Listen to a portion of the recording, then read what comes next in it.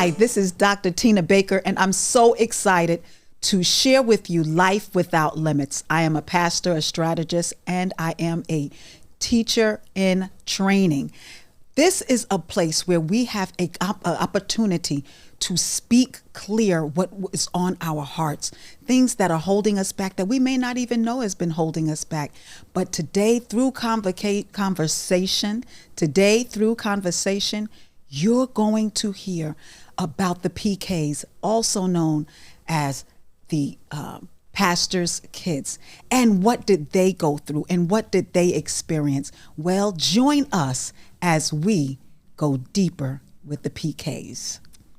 So I want to welcome you, Melanie Joseph, Lady Melanie Joseph, to Life Without Limits. And thank you so much for coming and being a part of this conversation. Thank you, Dr. Tina, for having me. I'm so happy to be here.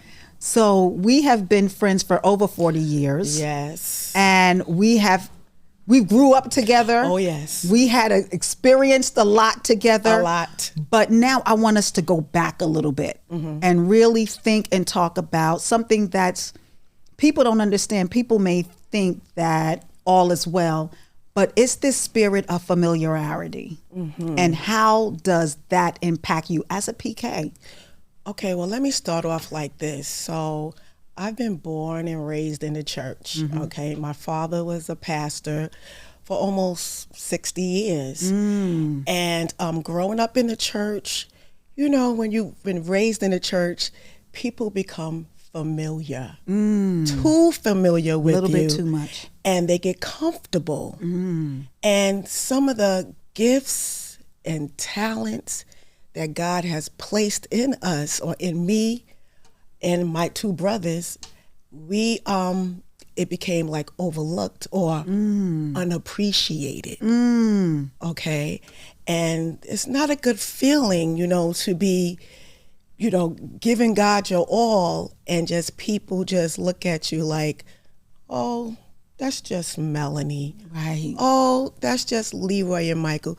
Oh, you know, like that. And it just makes us feel, or I should say, it made me feel so really bad, you know, and I still struggle with it sometimes, you know. Right. So feeling displaced and feeling like you're seen but not heard. Yes, feeling like I'm seen but not heard. Let me give you an example. Let me just use my two brothers. Now, you know my brothers, Michael and Leroy, even though they went home to be with the Lord early, too soon, but they were phenomenal musicians. Amazing. Michael Joseph, they both were raised up in the church. Michael was like a Kirk Franklin. He was before his time. Michael died in 2009 at 39 years old. But Michael started playing the drums at 2 years old. Michael had so much music in his head. He was a musical genius, right? But in his home church, it was like, oh, that's just Mike. But outside the world, he was known. He was respected, appreciated. I mean, he played on labels. Yeah. But at his own church, they like, oh God, he's playing that jazz music. What is that noise? What's all of that music? You know, they didn't really they took him for granted. My other brother too, Leroy Jr., he phenomenal musician, very traditional, opposite from Michael. And he played on albums. He recorded albums. Yeah. But in his own church, you know, he wasn't really ho-hum. Accepted. So what happened? They left. Yeah. They left their father's church. Wow. They left their father's ministry and to go elsewhere where they got paid, you know. You know, Tammy left the church as remember. well. She left the church. She always said that she never felt the darts from how we felt the darts of people, you know, kind of attacking us. We didn't even know why, but she saw the hypocrisy. And that was what was for her, was like, I don't want to see this. I don't want to hear that and feel that. And so we don't realize that our words really can help you or hurt you. And being icons in the music industry. I mean, I love both of them. Michael had more of like this cartoon kind of flair. Sometimes he would put in, and I came to your services just to hear Michael play Popeye the Sailor Man or something. and then you would bring him in, like clap and bring him in, and I'm like, this is the funniest time of my life. I was just like, did they make the choir sing yet? Oh, good. Because I just wanted to see Michael playing all around them, and then he's going to get you right to the finish point. But we don't realize that the PKs are anointed and they are absolutely gifted. And unfortunately, to leave this earth before knowing that you got that accolades from the family. And let me just say this, let me just interject, because my brother Leroy, he wrote a book entitled The Impact of a Vow. And it's because of the vow that my father made, you know, that anointing, that the gifts, the talents, it spilled on it spilled on us. Now, I don't play the organ.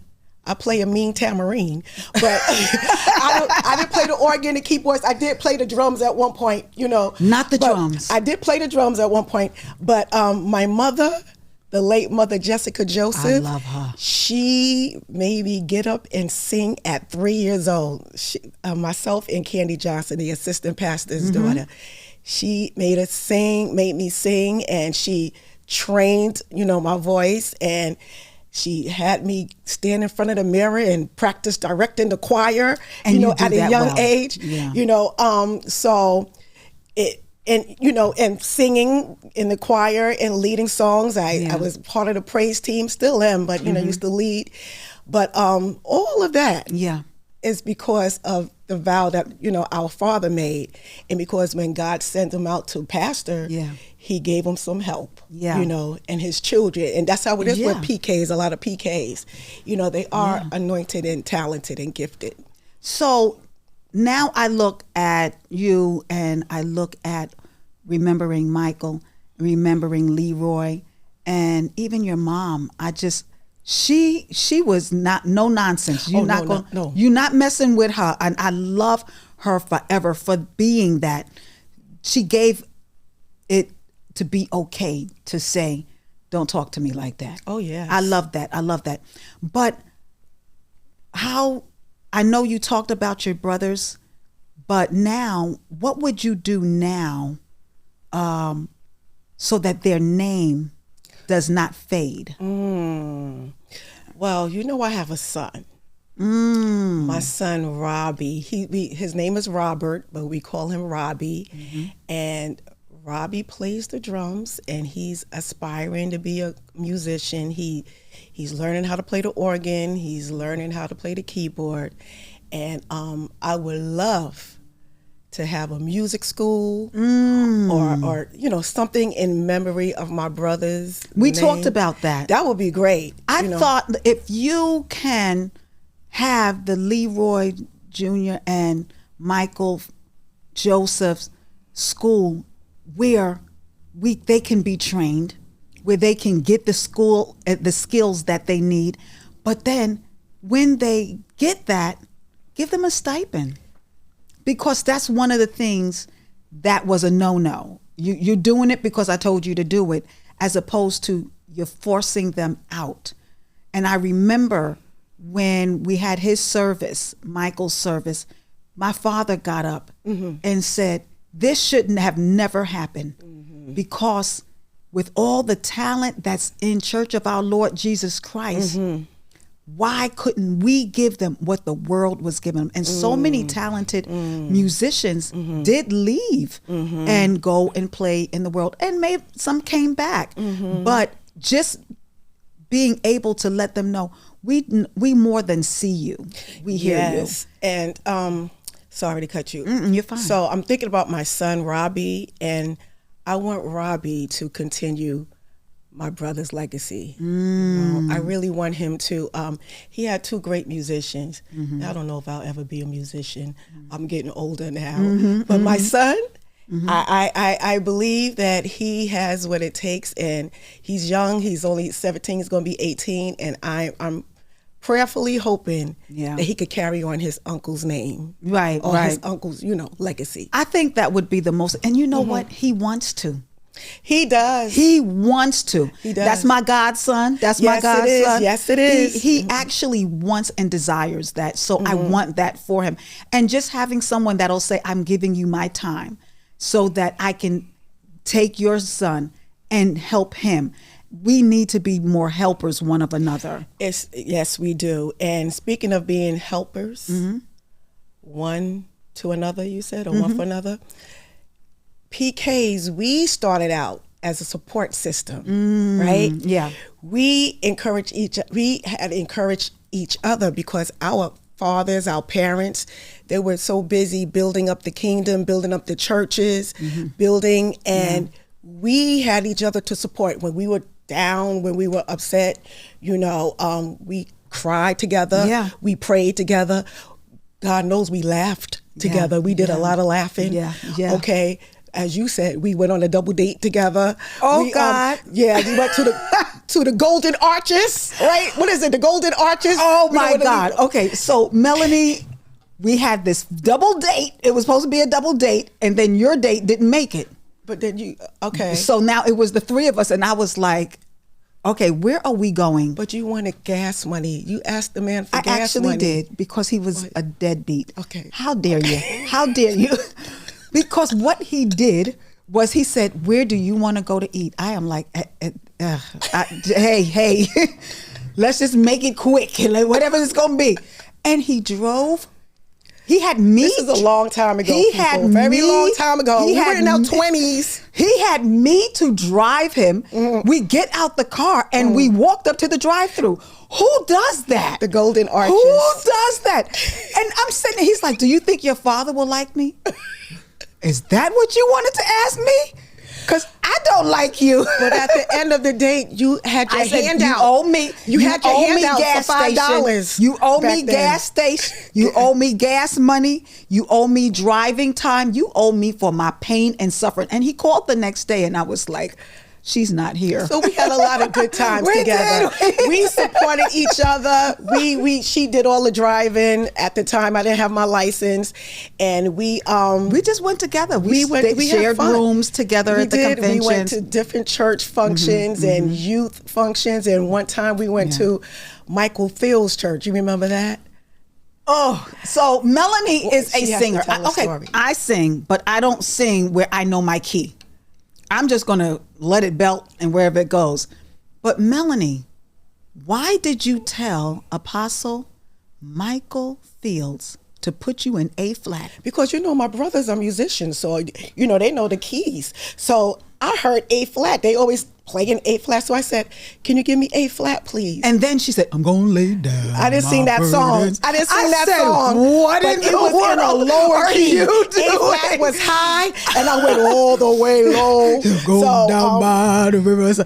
And it was so funny because the ladies in the church thought I was following under the Spirit of the Lord. And I was like, no, She laughed so hard. She laughed so hard that I think she was under the pew somewhere. was They had to under come the pick her pew. up. That was a nice, though. That was a nice. You were supposed to support me and clap and stand up and say, God, "Sing, I couldn't. Melanie." I couldn't But because you was didn't. like, I want a date. That's not nice. But That's not but you nice. know what? It's things like that we have in common. Yes. Being a PK, when I'm dealing with something, I know that you hear me. I know that you can look at me and say, Tina, what's going on? And I for you, because we are bonded and we are forever linked. But knowing that we have this opportunity to say to ourselves, you know what? I'm going to be okay. So this question right here is not just for you, but kind of what would you say to the community is, how do you overcome that so that you no longer find yourself still dealing with that pain? A lot of prayer. I mean, praying and just trying to do some self-evaluation and meditating and just setting goals for myself. Like, I don't want to be in the same place that I was years ago. Right. I really don't. And now I shouldn't have to prove myself to anyone. You should not. At this age that I'm at right now, at 61, I mean, I shouldn't have to do that. One of the things that I started doing is I started giving my voice volume. Voice volume. And that volume means you're not just going to say what you want to me any old kind of way, but if I'm respectful to you, I would like that respect back. So it wasn't me walking up to people and just telling them off, but just saying, a lot of people would say, oh, Tracy is this one, how they identify them, and Tina's the chubby one. And it's like, I have a whole full name. I have a whole full name, and I'd like you to use that. Right. Because you identifying me by my weight is disrespectful. Right. Absolutely. And so that's where the conversation went with me, and I started feeling the weight of me feeling like you can say what you want to me is now departing. It's funny you should say that, because Michael was always my protector. Yes, he was. And my mother, she, as you said, she was no nonsense. She didn't play when it came to her children. So now at this age, where I don't have my brother Michael here, my brother Leroy, my mother's gone, my father, he's physically challenged. He's 90 years old. I don't have anyone to speak up for me. I have to speak up for myself. Yeah. I remember years ago when I was preparing on getting married, planning to get married, and I lost a lot of weight. I lost over 30, 40 pounds, and the people in the church were like, she must be sick. Are you sick? And, saying things like that was so mean and so, just really hurt my feelings. But, now I have to come to the place where you can't worry about what people think or say or, how they feel about you. You just have to, be the best you and use your voice. Yeah. And I'm learning that's a lesson that I'm learning. Yeah. To use my voice and to speak up. Yeah. I think that the more that you raise your volume, the more that you will be heard, because trying to be what people want you to be leaves you not being who you were born to be. And being a PK, you're under a microscope. Right? Everybody's watching you. Being a pastor's kid or a preacher's kid, they're watching you. And my father was from the old school, very traditional pastor. And everything I did, I remember I told the story how I shaved my hair one day. I shaved it off the side and had an asymmetric hairstyle. And my father was like, "What did you do?" And he didn't speak to me for 2 weeks. He was so angry. He was so upset. And he was like, "Everyone's going to do that now because you did it.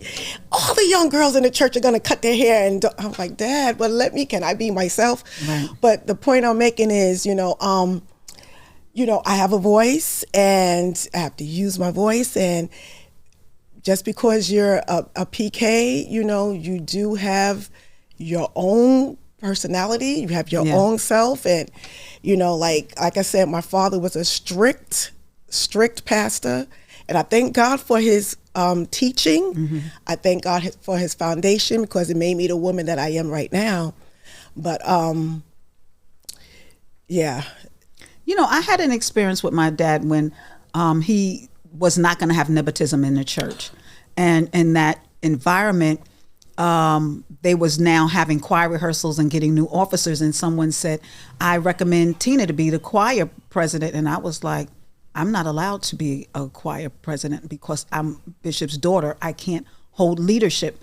And so I think it was Rodney Johnson that said, "I'm going to go downstairs and just check that with Bishop." And he went downstairs, and when he went downstairs, Rodney came up and said, "No, Bishop said if the choir votes for them and she wins, then that's it." And that was how I became a leader. Well, let me tell you, my father, he didn't play any favoritism, no partiality. It was like, well, went for one, went for all. Yeah. So he didn't treat us any differently than, the members. So even though we did, I was the choir director and the church secretary, but he made it sure that it was no favoritism. if he silenced his own son, his own son. My sister was silenced So twice. yeah, and but the funny thing is, when I got married, because there was a time when I said, I can't wait to leave this church. I can't wait to leave and get married so I don't have to be, under the microscope anymore. I won't have to be the PK, the preacher's daughter. I left the church and had a failed marriage, and I came back to the church, and, I felt humiliated, and I was, it was a tough time in my life. And my father called me in the office and he said, I want you to be over the women's department. Wow. I said, really, Dad? He said, yes. He says, I see something in you. He said, you've been through some things, and I know you would do a great job with the women's department, with the women's ministry. And they're doing great. The women are doing wonderful. And my desire is to see the women be all that they can be. All that God wants them to be. So I push them, I encourage them, I support them, and Yeah. You speak life into them. Yes. And they look up to you. They do. And you're guiding them with God's in help. the word. With God's help. Yeah, with God's help. And I told one of the girls last week as I was driving, we were on the phone talking, and I told her, I said, when I leave this earth, when I'm gone, I want you to get on the microphone at my funeral service and say that one thing about Melanie Joseph, she pushed us and she supported us, and she wanted us to become the women or the woman that God wants us to be. So that's my desire. Oh my God, this was an amazing conversation. I really don't want it to end at all, because I am so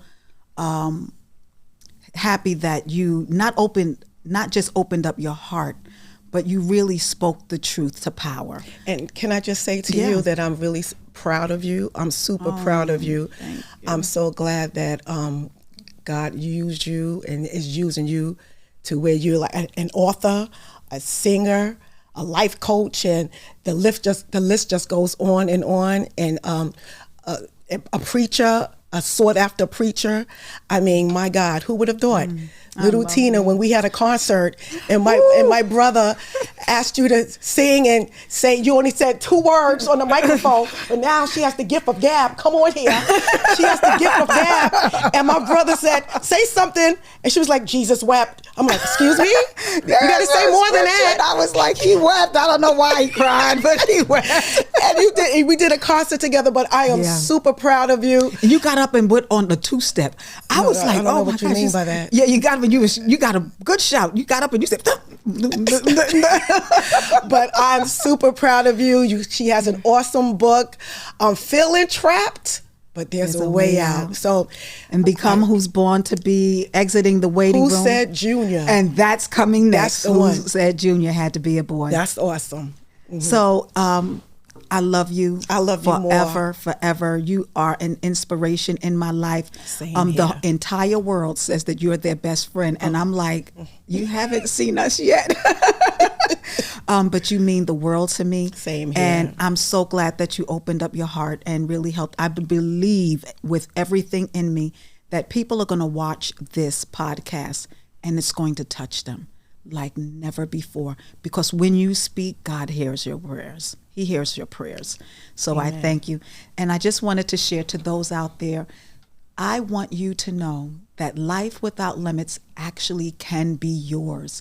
That's a song that God gave me, and I want to give it back to the world, that life without limits, without change, without barriers can be yours.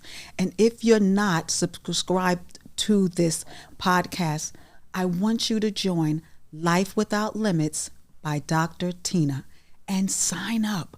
And if you're on my, what is the other thing that, Instagram. If you're on Instagram, you can go to Life Without Limits by Tina Baker. So join us as we move forward with new and great other things that we have coming up on our podcast. Thank you so much for being with us.